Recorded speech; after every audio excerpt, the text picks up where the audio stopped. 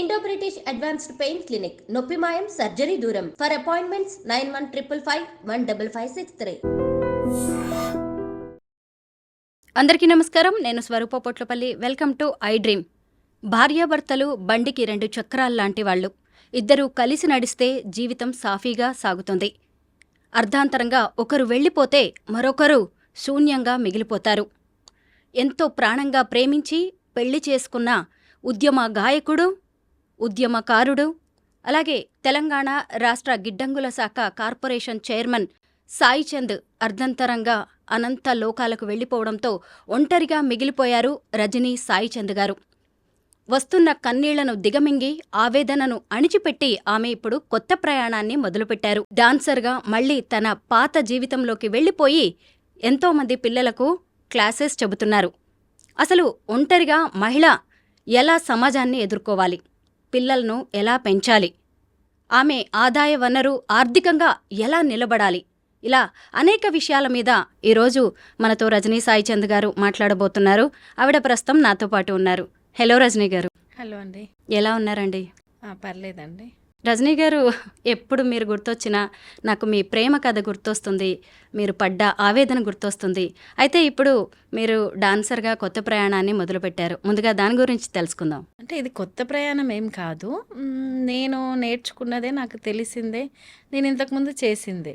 అంటే ఇప్పుడు ఉన్నలో మేము అపోజిషన్లో ఉన్నాము, పొలిటికల్ లీడర్గా సరే బాధ్యత ఉన్నప్పటికీ కూడా నాకంటూ ఒక స్పెషల్ యాక్టివిటీ, స్పెషల్ ఆర్ట్ కూడా ఉంది కాబట్టి నేను దాని మీద కూడా కొంత ఫోకస్ చేశాను అంతే. అంటే డాన్స్ క్లాసెస్ తీసుకోవాలనే ఆలోచన ఎలా అట్లేం లేదు. బిఫోర్ కూడా నేను తీసుకునేదాన్ని, క్లాసెస్ చెప్పేదాన్ని, పర్ఫార్మెన్సెస్ కూడా ఇచ్చాను.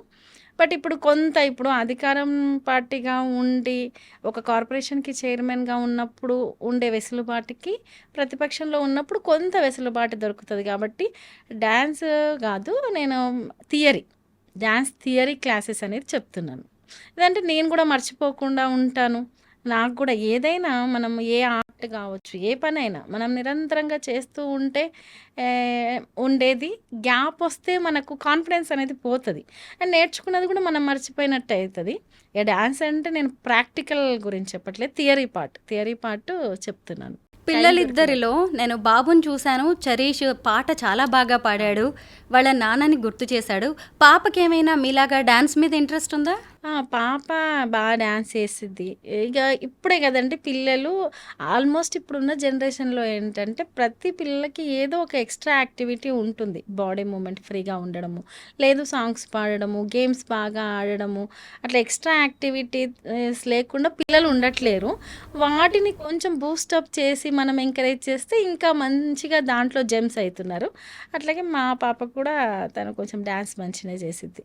పొలిటికల్గా కూడా మీరు చాలా యాక్టివ్గా కనిపిస్తున్నారు. బీఆర్ఎస్ నేతగా మంచి పేరు తెచ్చుకుంటున్నారు.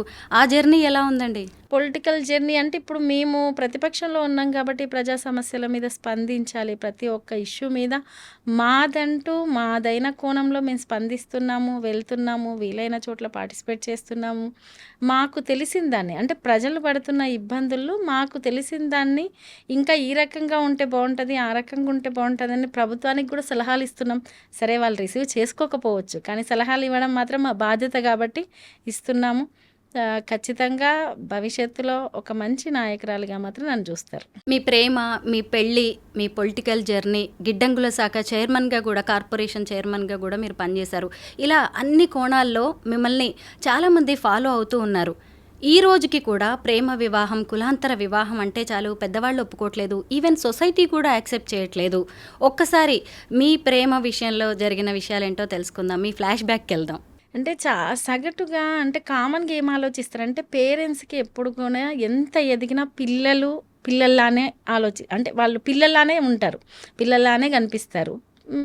కాబట్టి పిల్లలు తీసుకునే నిర్ణయాలు వాళ్ళ భవిష్యత్తులో వాళ్ళని ఏమన్నా ఇబ్బంది పెడతాయా? ఎందుకంటే వాళ్ళ జీవితంలో చాలా ఎక్స్పీరియన్సెస్ ఫేస్ చేసి ఉంటారు, విని ఉంటారు, చుట్టుముట్టు చూసి ఉంటారు. కాబట్టి వాళ్ళలో ఒక భయం ఉంటుంది. బహుశా సమాజంలో మా పిల్లలు ఇవన్నీ ఎదుర్కోవద్దనే కదా మేము ఇంత కష్టపడుతున్నాం, మళ్ళీ పోయి ఇవన్నీ ఎదుర్కోవాల్సి వస్తుందేమో అని భయపడతారు. కాబట్టి పేరెంట్స్గా వాళ్ళు పడే భయంలో కూడా ఒక అర్థం ఉంది. కానీ భయపడి పిల్లల జీవితాలను మాత్రం అది చేయొద్దు కదండి. వాళ్ళకంటూ కొన్ని ఆశలు, కొన్ని ఇష్టాలు, అందులోనూ వాళ్ళు వాళ్ళ జీవితంలో ఏ నిర్ణయం తీసుకోవాలనేది కూడా వాళ్ళ మైండ్ సెట్ మీద, వాళ్ళ ఫ్యూచర్ మీద ఆధారపడి ఉంటుంది.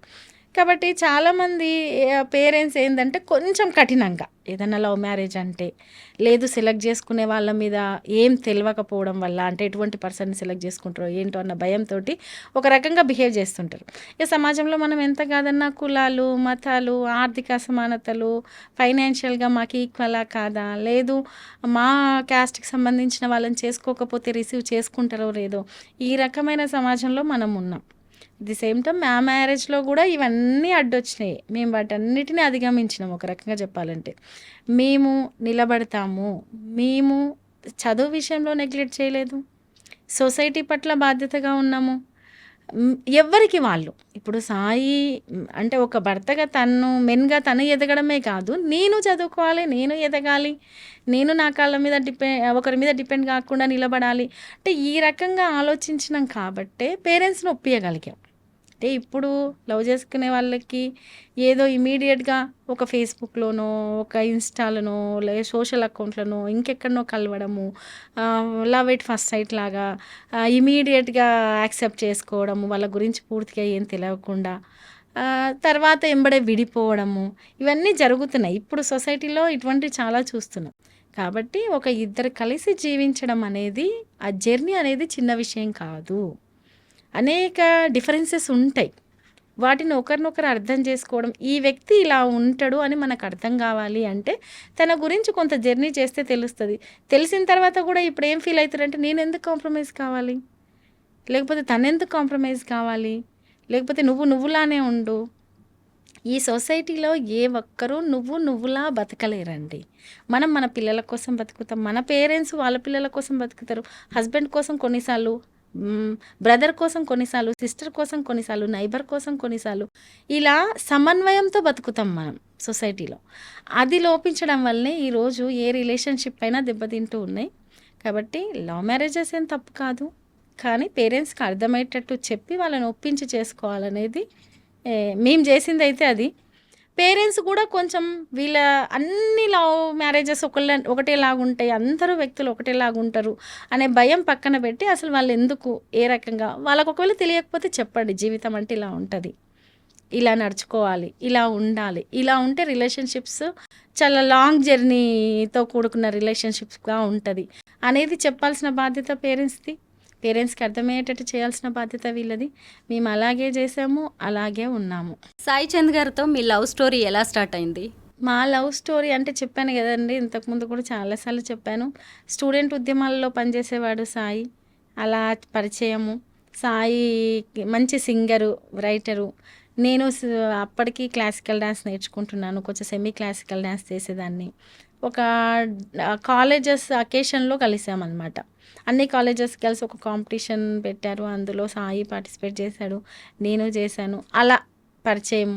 స్టూడెంట్ ఆర్గనైజేషన్లో పరిచయం. వాళ్ళు కాలేజ్ బంద్ పెట్టడానికి వస్తారు, డిఫరెంట్ ప్రాబ్లమ్స్ మీద ఫైట్ చేస్తూ ఉంటారు. అట్లా ఏంటి అందరిలా కాకుండా వీళ్ళు డిఫరెంట్గా ఆలోచించడం ఏంది, ఈ ఏజ్లో అందరి స్టూడెంట్స్లా కాకుండా ఏదో ఇష్యూని పట్టుకొని ఫైట్ చేయడం ఏంది, అవును ఒక మైనర్ బాలిక మీద అత్యాచారం జరిగితే వీళ్ళు ఫైట్ చేయడం ఏంది, వీళ్ళు మా అలాగే స్టూడెంట్, అలా మన దృష్టి అనేది అక్కడికి వెళ్తుంది కదా, అలా వెళ్ళడము. ఇక సాయి మెంటాలిటీ కొంచెం సైలెంట్గా, బాధ్యతగా తన పని ఏదో తను చేసుకుంటూ వెళ్ళడము, వేరే వాళ్ళతో కొన్ని ఒక ఏజ్లో ఉండే కొన్ని ఆకతాయి వేషాలు అంటారు కదా, అటువంటివి కూడా ఉండకపోవడము, ఇవన్నీ నన్ను కొంచెం మంచిగా ఇంప్రెస్ చేశాయి. అంటే ప్రేమించినంత మాత్రాన వెంటనే పెళ్లి చేసుకోవాల్సిన అవసరం కూడా లేదు.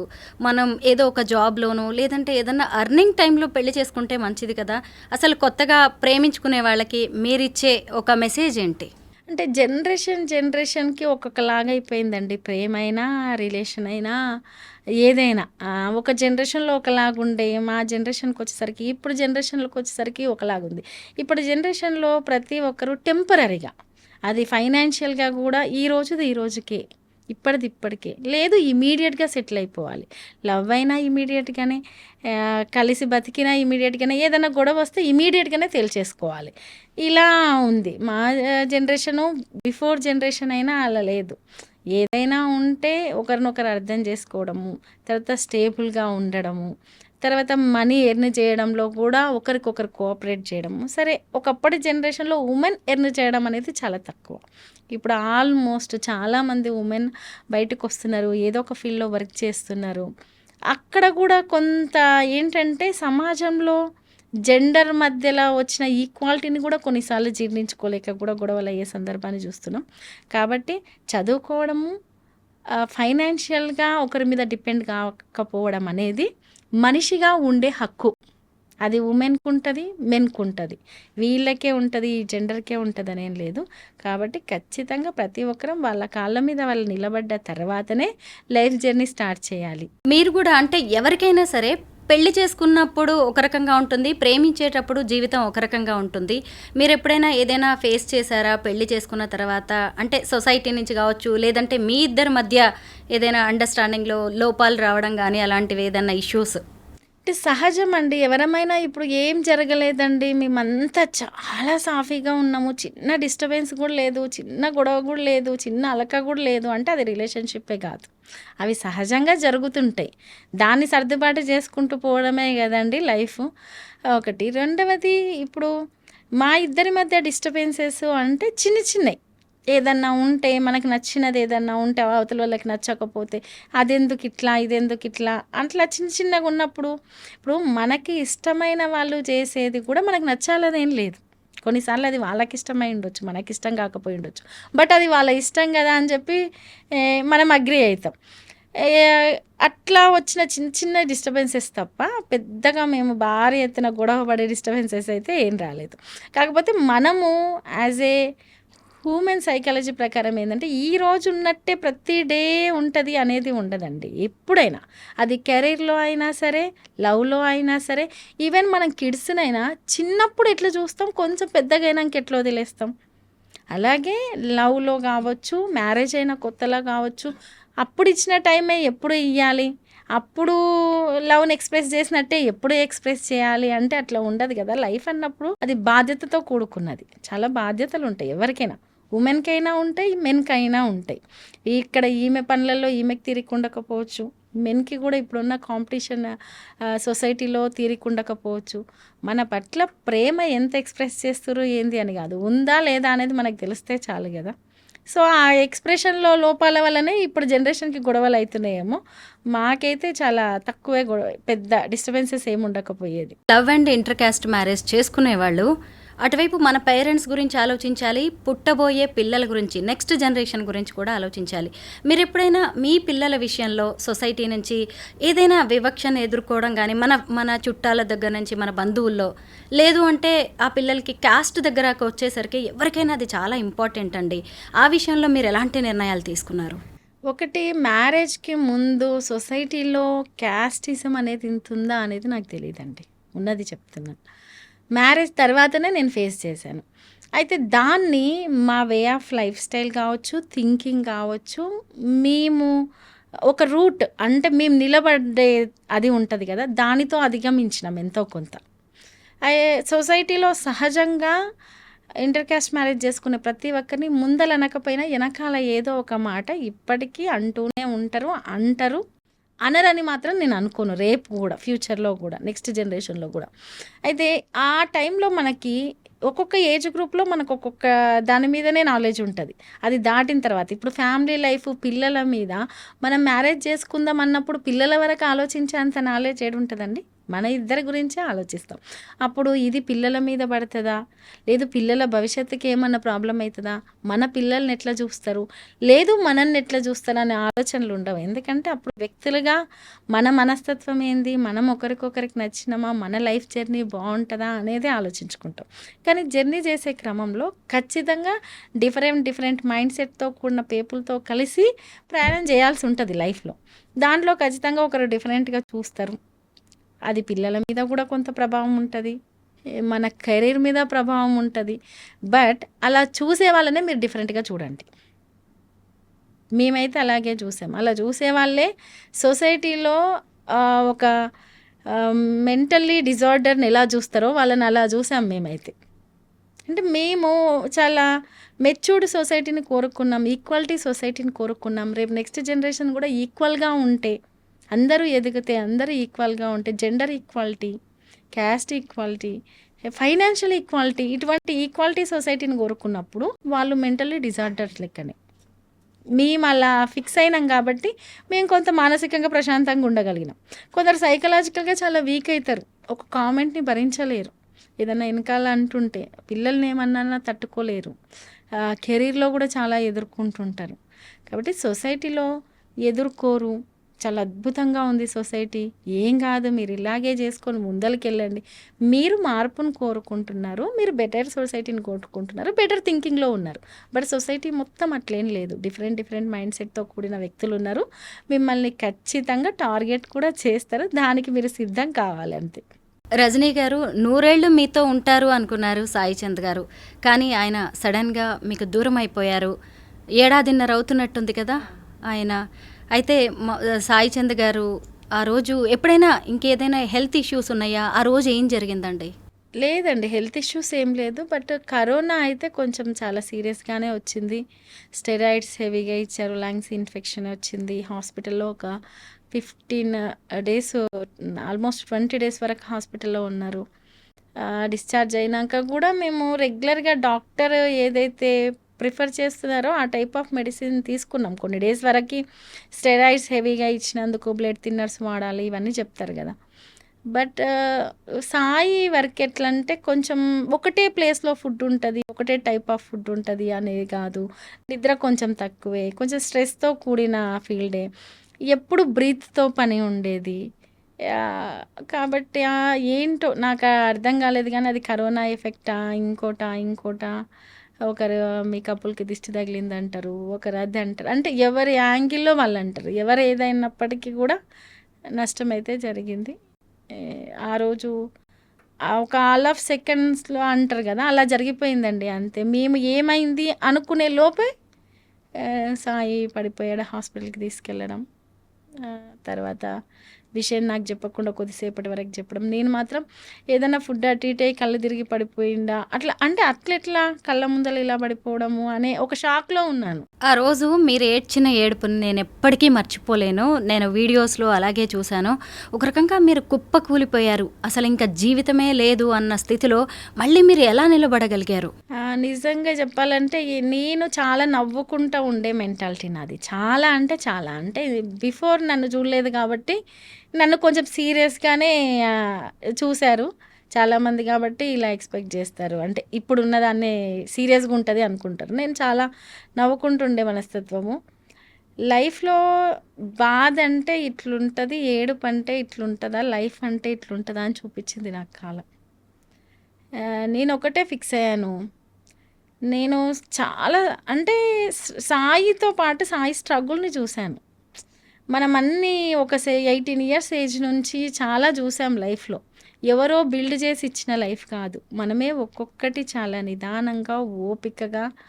ఎన్నో అభద్రతలు ఉంటాయి సొసైటీలో. ఒక మెన్ కూడా బయటికి అడుగుపెట్టి ఒకరి సపోర్ట్ లేకుండా కొట్లాడాలంటే చాలా భయాలు ఉంటాయి. ఎన్నోసార్లు బాధపడిన రోజులు ఉంటాయి, తినకుండా ఇబ్బంది పడ్డ రోజులు ఉంటాయి, భయపడ్డ రోజులు ఉంటాయి. ఏం వాళ్ళకు కూడా లైఫ్ కొత్తే కదా.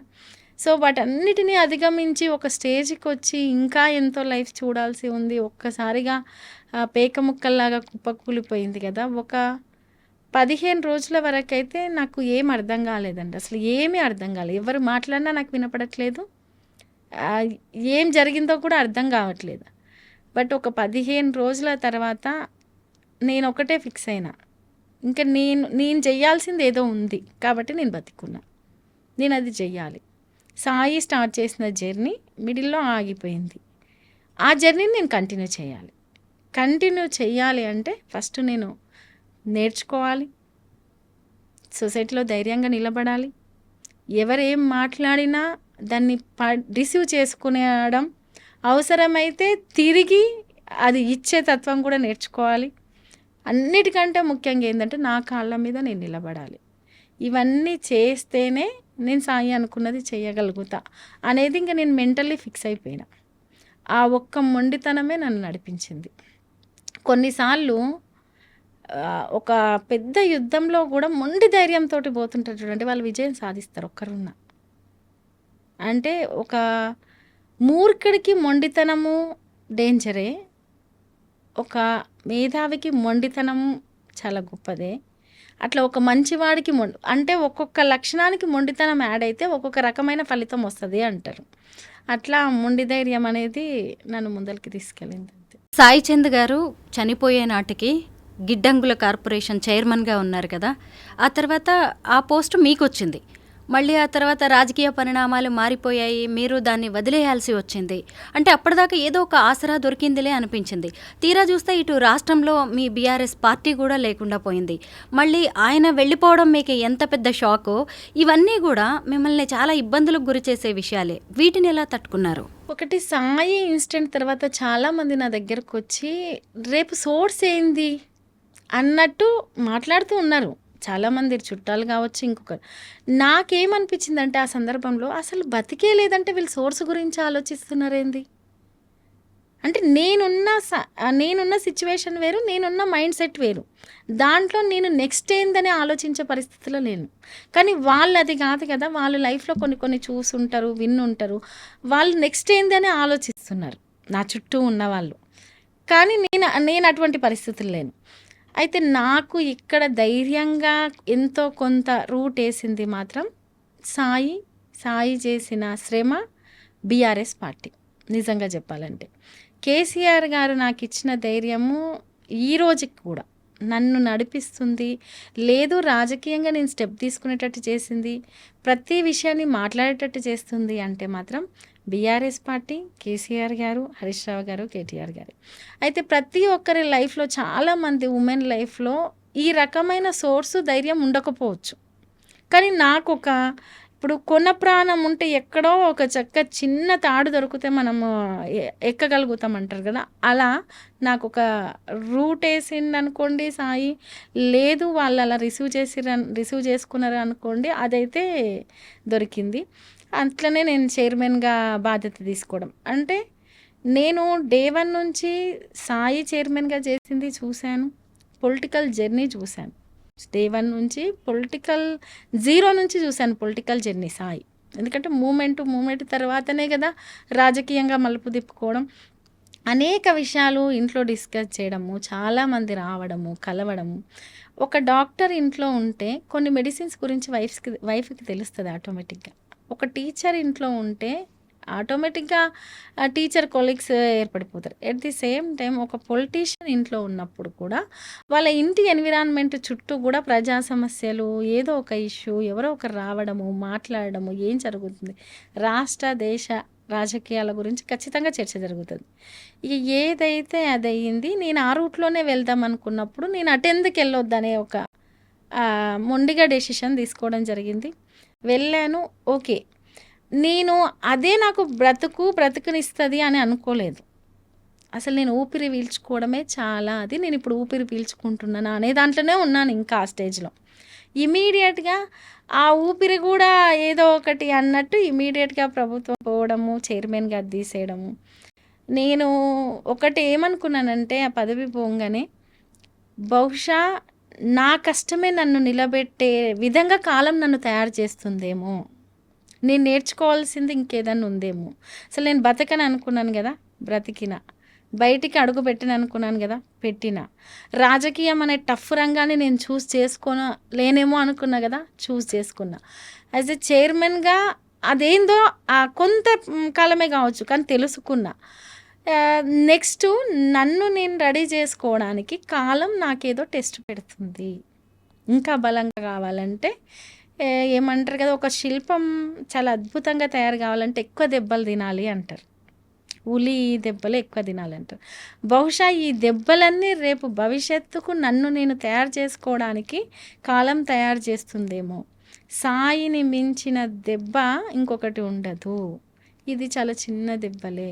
ఆ దెబ్బ నుంచే నేను మొండిగా తయారైనప్పుడు ఈ దెబ్బలు ఎంత అనుకున్నాను, అలాగే మొండిగా నిలబడ్డాను. నన్ను నేను నిలదొక్కుంటున్నాను, నిలబడుతున్నాను. అవసరమైతే నలుగురిని నిలబెడతాను కూడా. వేర్ హౌస్ కార్పొరేషన్ చైర్మన్గా మీరు అటువైపు అధికారాన్ని కోల్పోయారు, ఇంకొక వైపు చూసినప్పుడు సాయి చంద్ వంటి ఒక పెద్ద అండని కోల్పోయారు. అంటే అప్పటిదాకా మీ చుట్టూ జనం ఉండొచ్చు, మీ చుట్టూ మీరు ఒక సెలబ్రిటీలా కూడా ఉండొచ్చు వాళ్ళందరి మధ్యలో. కానీ ఇవన్నిటిని కోల్పోయిన తర్వాత మీ పరిస్థితి ఏంటి? మీ చుట్టూ ఇలాగే జనం ఉన్నారా? ఒంటరిగా మిగిలిపోయారా? ఎలా ఆ పరిస్థితులను మీరు ఎదుర్కొన్నారు? నేను ఒకటేంటంటే నిజంగానే సాయి ఉన్నప్పటికీ, అంటే ఎవరికైనా ఒక ఉమెన్కి హస్బెండ్ ఉన్నప్పటి ఎన్విరాన్మెంటు, హస్బెండ్ ఉన్నప్పుడున్న సిచ్యువేషన్స్ చుట్టూ ఉండవు, మారిపోతాయి.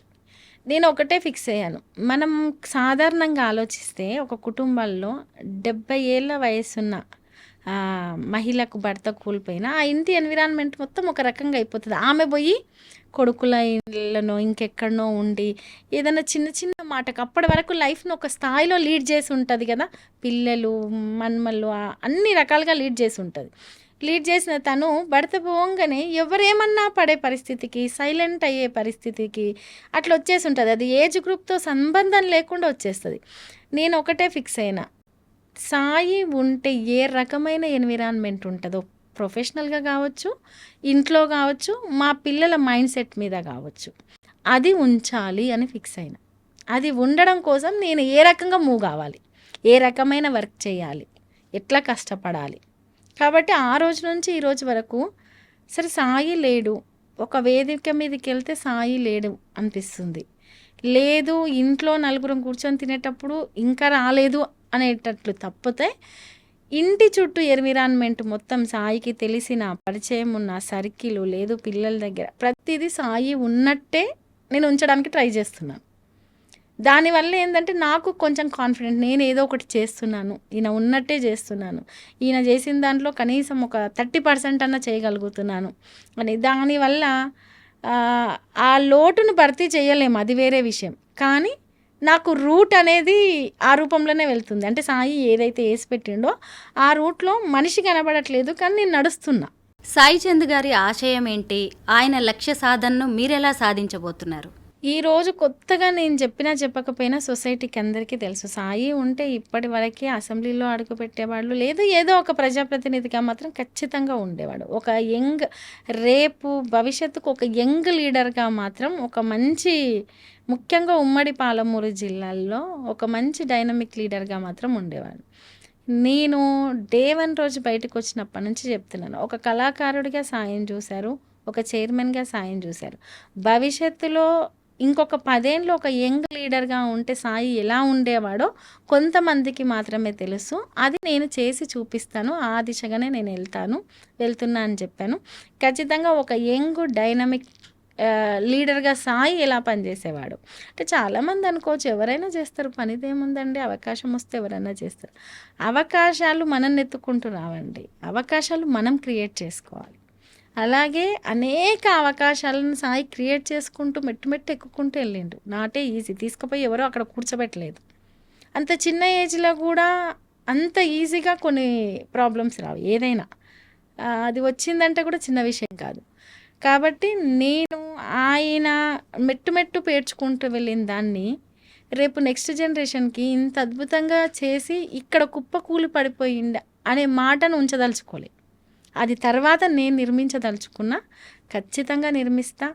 పెద్ద ఎత్తున రాజకీయ రంగంలో, ఉమ్మడి పాలమూరు జిల్లాలో, నియోజకవర్గాల్లో ప్రజా సమస్యల మీద నా వంతు నేను ఎక్కడ సాధ్యమైతే అక్కడ, ఆ రోజు నుంచి ఈ రోజు వరకు ఇటు ఇంట్లో పిల్లల్ని చూసుకుంటూ, ఇక్కడ నేను క్లాసికల్ థియరీ క్లాసెస్ చెప్పుకుంటూ, ఒక బీఆర్ఎస్ పార్టీలో ఒక నాయకురాలుగా అనుకోండి, పోనీ చైర్మన్గా ఉంటూ నేను చేసే కార్యక్రమాలన్నీ నేను ప్రజాక్షేత్రంలో చేస్తూనే ఉన్నాను.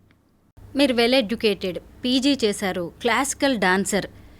సాయి చంద్ గారు ఉన్నన్ని రోజులు ఆయన వెనకే ఉండిపోయారు. ఓ హోమ్ మేకర్గా ఉన్నారు, ఆయనకి అండగా ఉన్నారు, ఆయన అవసరాలన్నీ చూసుకుంటూ ఉన్నారు. ఒకేసారి ఆయన నిష్క్రమించడంతో ఇప్పుడు నెక్స్ట్ భవిష్యత్ ఏంటి, నేనేం చేయాలి అనే ఆలోచన వచ్చి ఉంటుంది కదా. చాలామంది ఇలాగే ఉంటారు. ఎందుకంటే హస్బెండ్ జాబ్ చేస్తున్నాడు కదా, నేను ఇంట్లో ఉంటే చాలు, పిల్లల్ని చూసుకుంటే చాలు, ఆయన్ని చూసుకుంటే చాలు అనుకుంటారు. బట్ ఇలాంటి పరిస్థితిని ఎవరు ఎక్స్పెక్ట్ చేయరు. ఇప్పుడు మరి మీరు ఎలా మీ కాళ్ళ మీద మీరు నిలబడుతున్నారు ఆర్థికంగా? ఒకటండి, ఉమెన్ ఎలా ఉంటామంటే అండి, ఒక చిన్న కోటికి వెళ్ళి షాపింగ్ చేద్దామంటే కూడా మీరు వస్తారా అని అడుగుతాం. సహజం అది.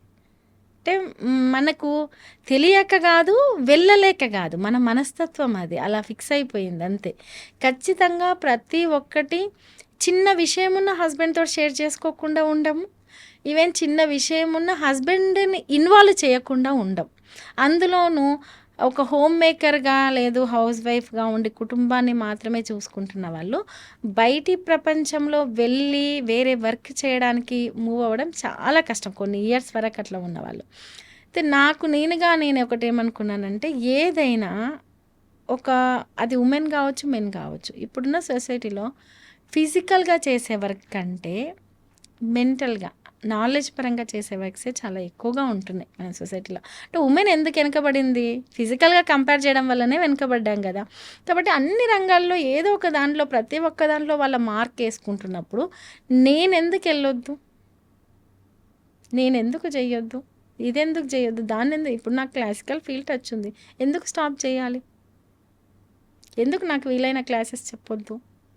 ఇప్పుడు పొలిటికల్గా నాకు సాయి వల్ల నాకు కొంత నాలెడ్జ్ వచ్చింది. పోనీ సహజంగానే మనకు నాలెడ్జ్ ఉండదని కాదు, ఉంటుంది, ఆ ఫీల్డ్లో ఉన్నందుకు కొంత వచ్చింది, మనం ఎందుకు మూవ్ కావద్దు అనేది ఒకటి. రెండవది, చాలా కష్టం అనిపిస్తుంది. ఈడ కూర్చొని మనం సింపుల్గా మైక్ల ముందు మాట్లాడుకున్నంత సులభంగా లైఫ్ ఉండదు, చాలా కష్టం. ఒక దగ్గరికి వెళ్తుంటే మనకి ఒక ఫ్రెండ్ ఉంటేనో కలిసి వెళ్తాం. ఒక అబ్బాయి అయినా సింగిల్గా పొమ్మనండి పోడు, వస్తావారా కలిసిపోదాం అని ఎవరికో ఒకరికి కాల్ చేస్తుంటాడు.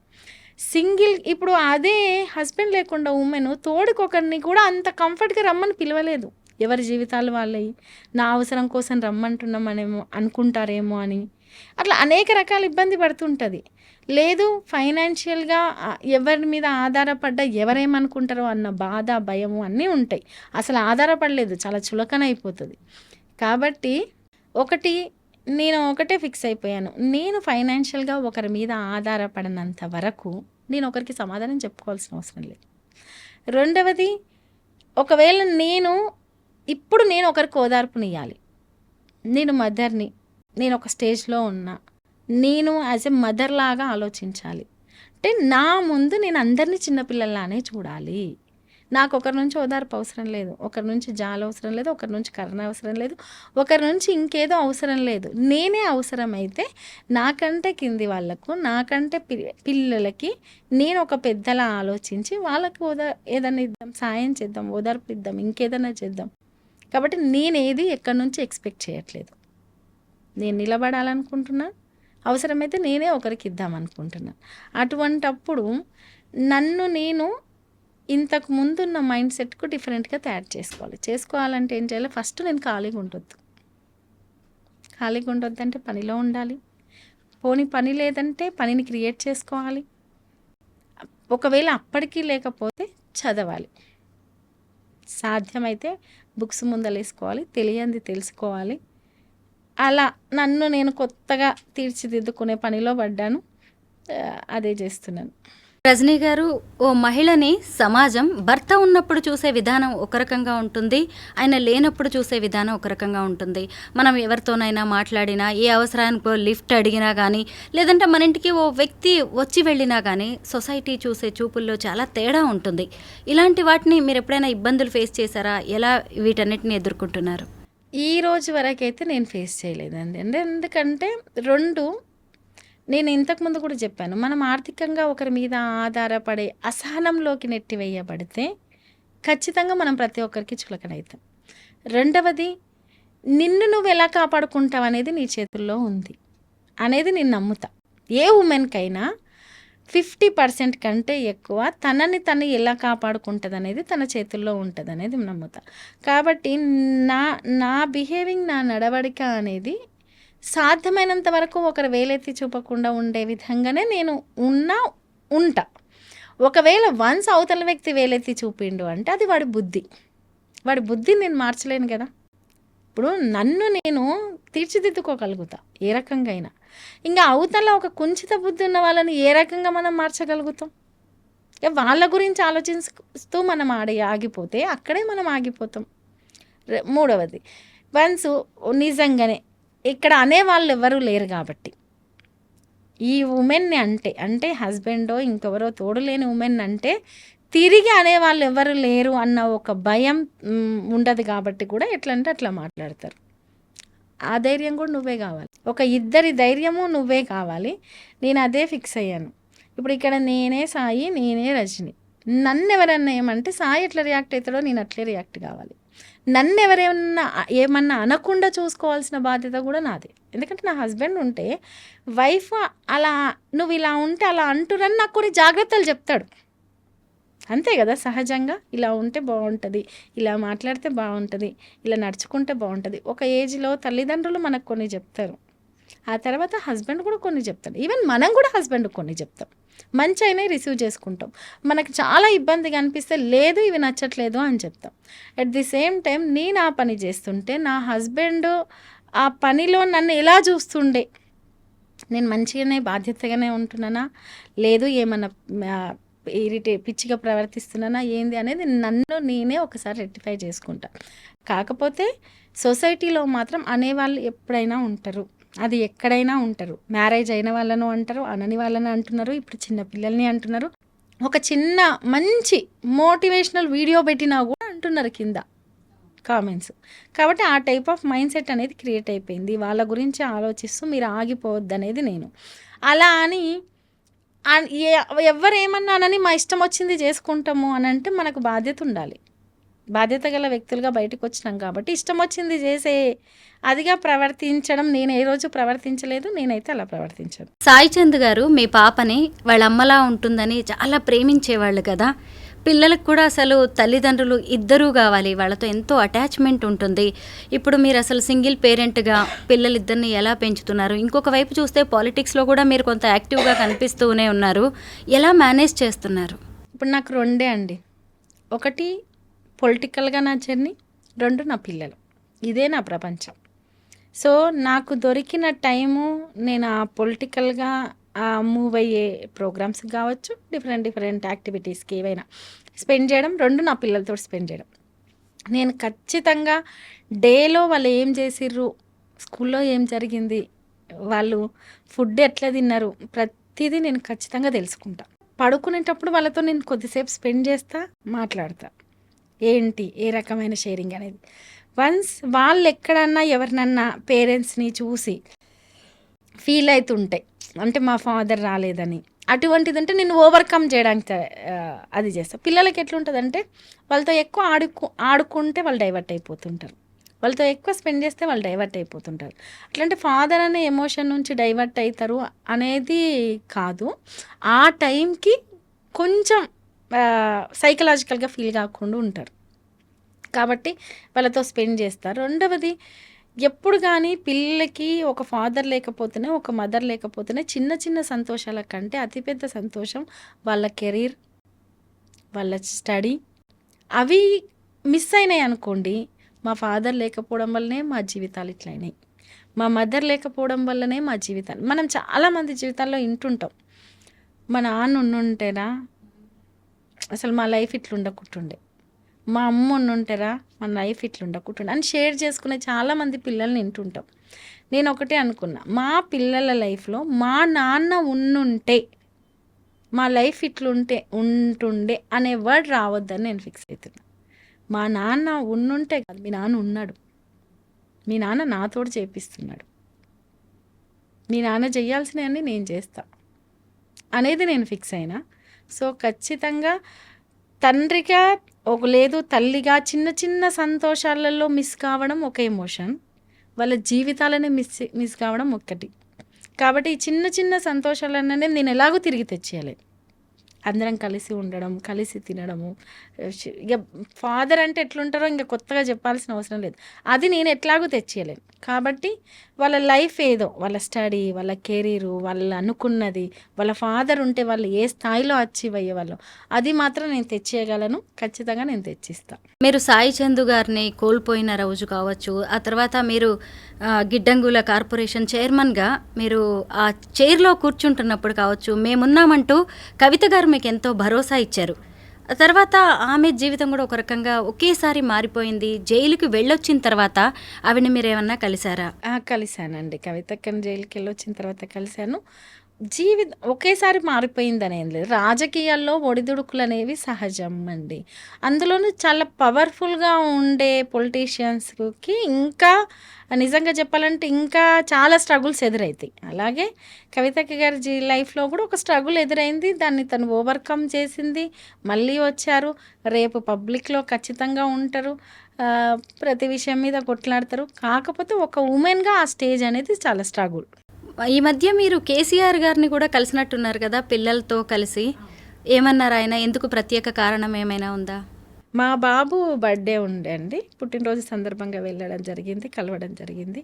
సహజంగా అంటే నేను బీఆర్ఎస్ పార్టీలో ఉన్నాను కాబట్టి నాకు వీలైనప్పుడల్లా లేదు పార్టీకి సంబంధించిన ఏదన్నా ఉన్నప్పుడు కూడా నేను సార్ని కలుస్తాను రెగ్యులర్గా. ఫామ్ హౌస్కే వెళ్ళి కలిసి? అవునండి. అయితే తెలంగాణలో రాజకీయ పరిస్థితులు, పరిణామాలు అన్నీ ఒక్కసారిగా మారిపోయాయి. ఇప్పుడు కాంగ్రెస్ ప్రభుత్వ పాలన నడుస్తోంది. మరి బాపు ఇప్పటికీ సైలెంట్గా ఉన్నారు. ఇటు చూస్తే ఒంటి పోరాటం చేస్తున్నారు మన కేటీఆర్ గారు. ఏమనిపిస్తుంది ఈ రాజకీయ పరిణామాలను చూస్తుంటే మీకు? ఒకటండి, ఈరోజు నేను బీఆర్ఎస్ పార్టీ నాయకురాలిగానో ఇంకేదో మాజీ చైర్మన్గానో చెప్పడం కాదు. ప్రజలలోకి వెళ్తే ప్రజలు చెప్తారు. ఏ ఒక్క వర్గానికి సంబంధించిన ప్రజలు కూడా సంతృప్తిగా ఉన్నట్టు ఈరోజు మనం చూడట్లేదు. నిరుద్యోగుల దగ్గరికి వెళ్దాం, వాళ్ళు ఒక ఇష్యూ తోటి బాధపడుతున్నారు. వాళ్ళు చాలా స్ట్రగుల్ చేశారు. హైడ్రా పేరుతో హైదరాబాద్లో చాలా ఇబ్బందికరమైన వాతావరణం చూసాం. గురుకుల పిల్లలు చాలామంది హాస్పిటల్ పాలయ్యి ఫుడ్ సరిగ్గా లేక ఇబ్బంది పడ్డ పరిస్థితులను చూసాము. పోనీ ఇప్పుడు ఫార్మాసిటీ కోసం మన కొడంగల్లో సొంత నియోజకవర్గంలో రేవంత్ రెడ్డి గారి సొంత నియోజకవర్గంలో రైతులు తిరగబడుతున్న పరిస్థితులు చూసాం. రైతు బంధు రాకుండా, పెట్టుబడి సాయం అందకుండా ఇబ్బంది పడ్డ పరిస్థితిని చూసాం. ఈరోజు కొనుగోలు కేంద్రాలను ఓపెన్ చేసి ఫోటోలు దిగి అధికారికంగా అసలు ఎన్ని కొన్నారు, ఏంది, అసలు వరి ధాన్యం ఎందుకు ఇంకా కుప్పలుగా కొనకుండా ఉన్న పరిస్థితులను చూస్తున్నాం. మనం పత్తికి గిట్టుబాటు ధర లేని పరిస్థితిని చూస్తున్నాం. అంటే ఏ వర్గానికి సంబంధించిన ప్రజలు సంతృప్తిగా ఉన్నారు? వాళ్ళు చెప్పిన ఏ హామీలు నెరవేరినాయి? ఎంతసేపు మహారాష్ట్రకెళ్ళో ఇంకో దగ్గరికెళ్ళో మేము అది చేసినాం ఇది చేసినాం అని చెప్పేసి అబద్ధాలు చెప్పడం తప్పితే ఇక్కడ తెలంగాణ ప్రజలకు వచ్చి చెప్పమనండి ధైర్యంగా మేము ఇది చేసాం, మేము ఈ 11 నెలల కాలంలో ఈ ఒక్క పథకాన్ని, లేకపోతే ఒక ఉచిత బస్సును పక్కకు పెట్టేసేయండి, ఏ ఒక్క పథకమైనా లేదు, ఏ ఒక్క అభివృద్ధి అయినా, ఏ ఒక్క సంక్షేమమైనా ఏది చేశారు అనేది వాళ్ళ ప్రజాప్రతినిధులను పబ్లిక్లోకి వచ్చి చెప్పమండి వితౌట్ సెక్యూరిటీ. కాబట్టి రాష్ట్రంలో ఈరోజు ఏ వర్గాలు సంతృప్తిగా ఉన్న పరిస్థితిని మనం చూడట్లేదు. కేసీఆర్ గారు పెద్దరికంగా పనిచేశారు. రేవంత్ రెడ్డి గారు పెత్తనంతో పనిచేస్తున్నారు.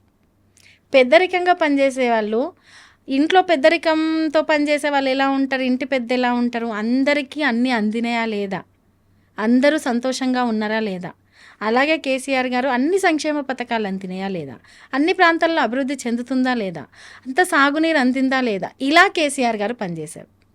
అదే రేవంత్ రెడ్డి గారు నేను పెత్తనం చెలాయించి పని చేపిస్తా అంటున్నారు. ప్రజలకు కావాల్సింది పెత్తనం చెలాయించే లీడర్ కాదు, పెద్దరికం చేసే లీడర్. కాబట్టి ఖచ్చితంగా వ్యత్యాసం ఉంది, అది ప్రజలు చూస్తున్నారు. రజనీ గారు, మరి రాష్ట్రంలో ఇన్ని ప్రజా సమస్యలు ఉన్నాయి, మరి కాంగ్రెస్ ప్రభుత్వ పాలన కూడా సరిగ్గా లేదు, గాడి తప్పిందని మీరు అంటున్నారు. ఇన్ని జరుగుతున్నా ఇంకా మాజీ సీఎం, ఉద్యమ నాయకుడు, తెలంగాణ బాపు ఇంకా ఎందుకు ఫామ్ హౌస్కే పరిమితం అవుతున్నారు? ఎందుకు వచ్చేసి తన స్కెచ్ ఏంటో బయటికి చెప్పట్లేదు? ప్రజలకు అండగా ఎందుకు నిలవట్లేదు? ఒకటండి, కేసీఆర్ గారు వచ్చి బయటకు వచ్చి గట్టిగా అరిస్తేనో, ఇంకేదో మాట్లాడితేనో, ఇంకేదో చెప్తేనే ప్రజల్లో పనిచేసినట్టు కాదు. కేసీఆర్ గారు ఇంతకుముందు కూడా చెప్పారు, బీఆర్ఎస్ పార్టీ ఒక ఇన్స్టిట్యూషన్, నేను 100 మంది నాయకుల్ని 100 మంది కార్యకర్తల్ని తయారు చేశానని చెప్పేసి. ఈరోజు కేటీఆర్ గారు క్వశ్చన్ చేస్తే అది కేసీఆర్ గారు అంటే పార్టీ క్వశ్చన్ చేసినట్టే కదా, హరీష్ రావు గారు క్వశ్చన్ చేస్తే పార్టీ క్వశ్చన్ చేసినట్టే కదా. కాబట్టి కేసీఆర్ గారు, నేను ఇంతకుముందే చెప్పాను, పెద్దరికంతో వ్యవహరించే మనిషి, మీలా ప్రవర్తించే వ్యక్తి కాదు. అరే సంవత్సర కాలం అవుతుంది, మీరు ఏం చేస్తారు, ఏం మంచి పని చేస్తారు అని ఎదురు చూస్తున్నారు. ప్రజలకు మీరు ఏదో ఒకటి మంచి చేయండి, నేను మిమ్మల్ని ఏం అనట్లేదు, మీరు మంచి చేయాలని నేను కోరుతున్నా అని చెప్తున్నారు. ఈ రోజు వరకు ఆ మంచి జరగట్లేదు, చూస్తున్నాం. మేము కూడా క్వశ్చన్ చేయాలని, మిమ్మల్ని ఏదో నిందించాలని, మిమ్మల్ని ఏదో చేయాలని రావట్లేదు. ప్రజలు వస్తున్నారు, ప్రజల తరపున కొట్లాడుతున్నాం. ఎందుకు ప్రజల తరపున అంటే, ప్రతిపక్ష హోదాలనే కాదు, తెలంగాణను సాధించిన పార్టీ, 10 ఏళ్ల పాటు అభివృద్ధి చేసిన పార్టీ, ప్రతి రంగంలో చాలా మెరుగ్గా పనిచేసిన పార్టీ. మరి ఈరోజు తెలంగాణ ఇటువంటి పరిస్థితులు ఉంటే, ప్రజలు ఇబ్బందులు పడుతుంటే క్వశ్చన్ చేయాల్సిన బాధ్యత ఉంది కాబట్టి క్వశ్చన్ చేస్తున్నాం. మరి మీరు అన్నట్టు కేసీఆర్ గారు అంటే, కేసీఆర్ గారికి అన్నిటి మీద నాట్ ఓన్లీ వ్యవస్థలు, రాజకీయం మీద కూడా అనేక అవగాహన ఉంది కదండి. మిమ్మల్ని పనిచేయమంటున్నారు, మీరు చెయ్యండి. ఇప్పుడు కేసీఆర్ గారు అడగకపోతే ఎందుకు అడగట్లేదు అంటారు, అడిగితే అప్పుడే ఎందుకు అడుగుతావు అంటున్నారు. అంతే కదా. ఇప్పుడు మీకు అడగాల అడగొద్దా, మీరు క్లారిటీగా చెప్పండి. అడగమంటే కేసీఆర్ గారు అడిగితే ఇంకా మీకు నిజంగా చెప్పాలంటే పుట్టగతులు ఉండవు. కేసీఆర్ గారు అడగకపోతే మీ పరిస్థితి ఇట్లుంది, ఇంకా మీరు ఏదైనా చేస్తారేమో అని మేము ఎదురు చూస్తున్నాం. రజనీ గారు, మీ ఫైనల్ లక్ష్యం ఏంటండి? మీరు ఏం కావాలనుకుంటున్నారు? ఒక ఎమ్మెల్యేనా, ఎంపీనా, మినిస్టర్గా మిమ్మల్ని మీరు చూసుకోవాలనుకుంటున్నారు? నన్ను నేను చూసుకోవాలనుకోవట్లేదండి. ఏ రోజు కూడా నేను ఖచ్చితంగా చట్టసభలో అడుగు పెడతాను, అది నా అంతిమ లక్ష్యం. ఒకటి. రెండవది, నేను సాయిని బతికించాలనుకుంటున్నానండి. ఆయన ఆలోచనని నేను బతికించాలనుకుంటున్నా. సరే, ఆయన ఆలోచనను బతికియడంతో పాటు ఒక భిన్నమైన రాజకీయ కోణంలో, ఒక భిన్న పరిస్థితుల్లో బయటికి వచ్చి నేనేం చేయగలనో నిరూపించదలుచుకున్నా. కాబట్టి ఖచ్చితంగా నేను చట్టసభల్లో అడుగు పెట్టాలనేదే నా ఆశయం. అదే దిశగా నేను అడుగులేస్తున్నాను. కంగ్రాచులేషన్స్. ముందుగానే ఆల్ ద బెస్ట్ రజనీ గారు. మిమ్మల్ని చట్టసభల్లో చూడాలని మేము ఖచ్చితంగా కోరుకుంటున్నాం. మిమ్మల్ని అసెంబ్లీలోనో లేదంటే పార్లమెంట్లోనో రోజులు కాలచక్రం తొందరగానే తిరిగి వస్తుంది. మీరు ఉన్నత స్థానంలో ఉంటారు అని మాకైతే ఆ నమ్మకం ఉంది. థ్యాంక్ యూ రజనీ గారు. మంచిదండి.